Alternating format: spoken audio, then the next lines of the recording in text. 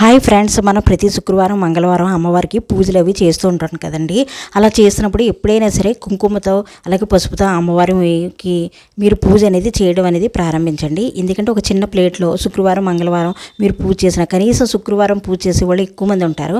అలాంటప్పుడు ఒక చిన్న ప్లేట్లో పసుపు కుంకుమ కొంచెం అమ్మవారికి సమర్పించి ఆ కుంకాన్ని కనుక మనం నుదుటిన ఆ పాపిట్లో ధరించినట్లయితే మంచిదండి, చాలా మంచిది. అలాగే రాజరాజేశ్వరి అవతారం రోజున కూడా కుంకుమ మనకి చాలామంది ఇస్తూ ఉంటారు కదా. అలాంటప్పుడు కూడా ఆ కుంకాన్ని మీరు భద్రపరచుకుని ప్రతిరోజు పెట్టుకుంటే కూడా చాలా మంచిదండి. దసరా నవరాత్రుల్లోనే కాదు, ప్రతి శుక్రవారం కూడా అమ్మవారికి ఇలాగ కుంకుమతో పసుపుతో పూజ అనేది చేసుకోవచ్చు.